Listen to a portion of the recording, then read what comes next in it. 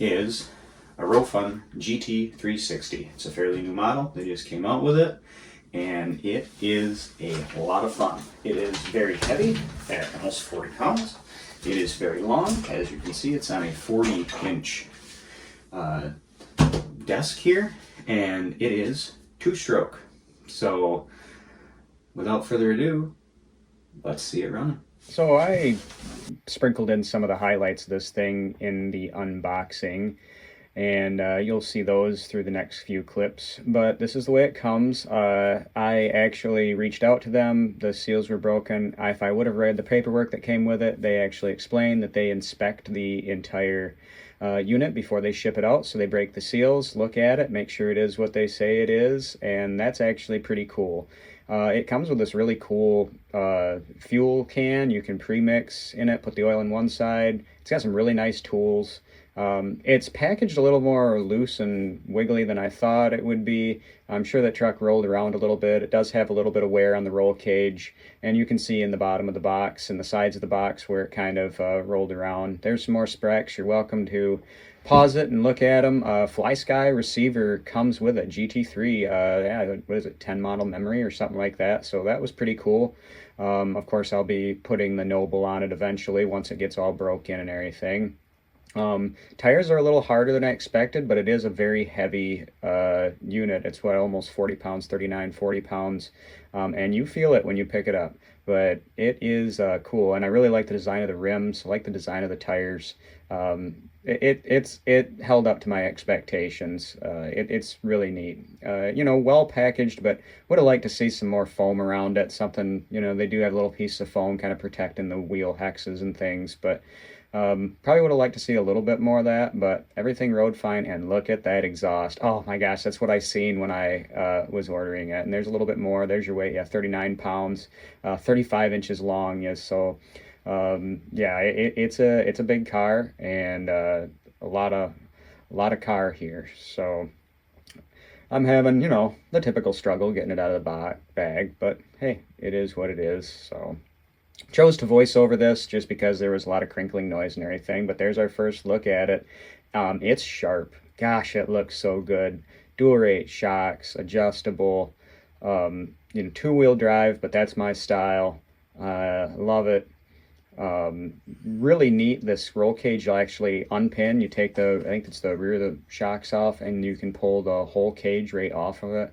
But check out those CV shafts, and that's two 2x4s. So that's how wide this thing is. So it is setting on, and that's a 40-inch roll cabinet.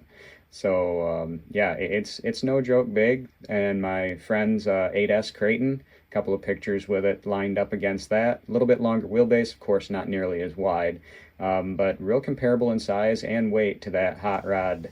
And so here we are. We're going to do the first start video. So this is literally, I pulled it out, pulled the battery out. I'm gonna go end up doing a LiPo battery swap in it. It's got a NiCad in it right now, and it's really shoved in that receiver box. Well, let's see what this thing does. Yeah. Ooh. All right. Alright, put it on the ground. All right. Oh, you devil. Oh. Wham.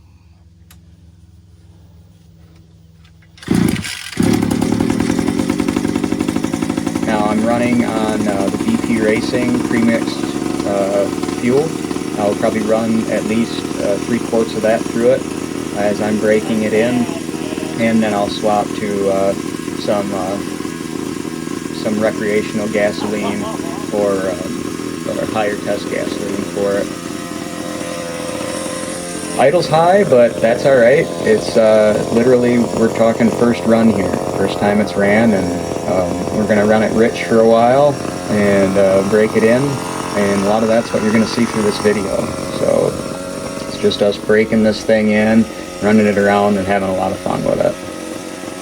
So you can hear she's kind of blubbering a little bit, but I've got it running pretty rich.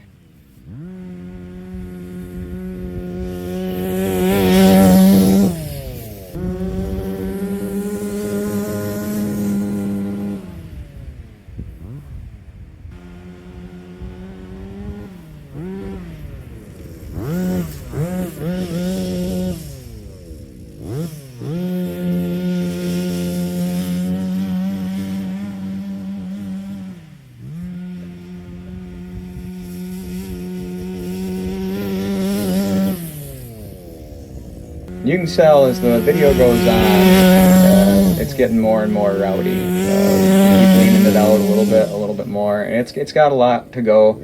Probably on the second quart of fuel, I'll run it a little bit leaner, but it's really waking up.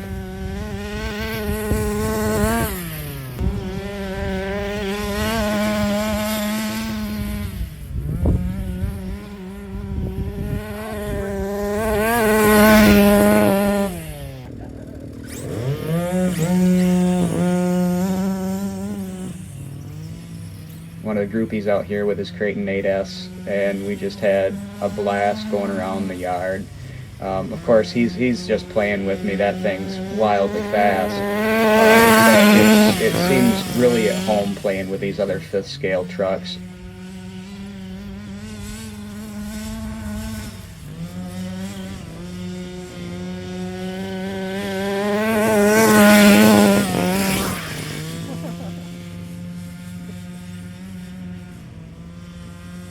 Here we're going to take the first jump, and I'm flabbergasted at how well it handles a jump. I mean, it's a sand car. This is really not its home turf here, but it is just soaking up the yard, and it's handling jumps.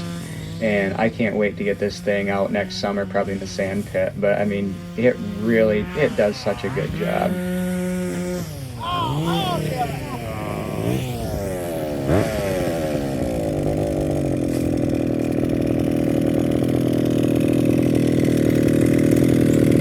This little motor runs so good, and it's going to be a ripper for sure.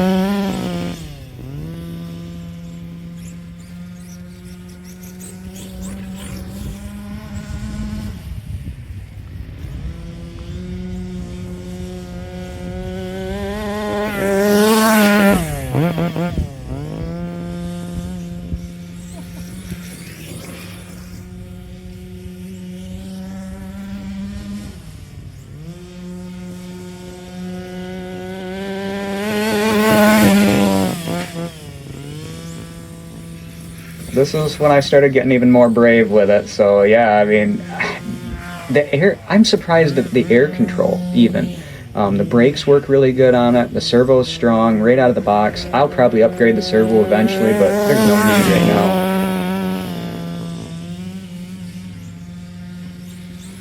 That Creighton 8S is so cool.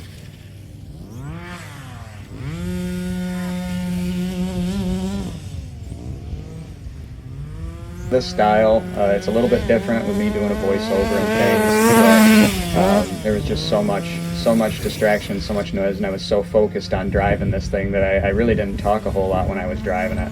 And there's definitely more material coming with this thing, and I'm very happy with it. I was a little bit worried when I took it out of the box and it wasn't packaged as well as I had hoped that it would be, but everything's fine, and that's why it's Fine RC. Haha, see, I always try to get one little It's Fine plug in every time I do a video. But yeah, so this is the review, the Rovan 360 GT. What a champ, isn't that great?